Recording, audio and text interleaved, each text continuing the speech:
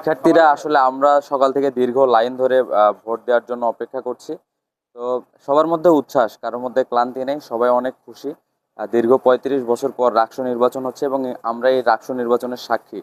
সেই সাথে আহ, আমরা জীবনের প্রথম ভোটটি দিচ্ছি এবং আমাদের জীবনের প্রথম ভোটটিই কিন্তু দিচ্ছি আমাদের ছাত্র সংসদ নির্বাচনে, আমাদের প্রতিনিধি নির্বাচনে। তো সব মিলিয়ে আমরা অনেক বেশি উচ্ছ্বসিত এবং আমরা আশাবাদী।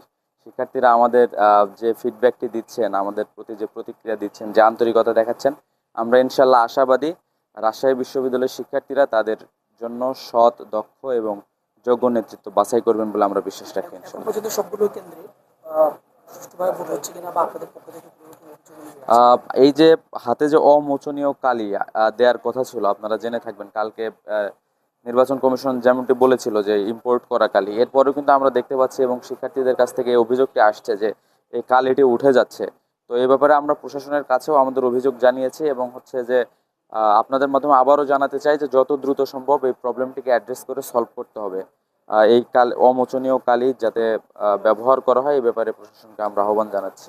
এখন পর্যন্ত সব ঠিকঠাক এখনো আমরা অবজারভেশন করছি, আমরা এখনো হচ্ছে রেড কার্ড বা গ্রিন কার্ড কিছু দিতে চাই না। আমরা অবজারভেশন করছি, শিক্ষার্থীদের সাথে কথা বলছি যারা ভোট দিয়েছেন এবং যারা ভোটের জন্য অপেক্ষা করছেন। ইনশাল্লাহ আপনারা দেখতে পাবেন।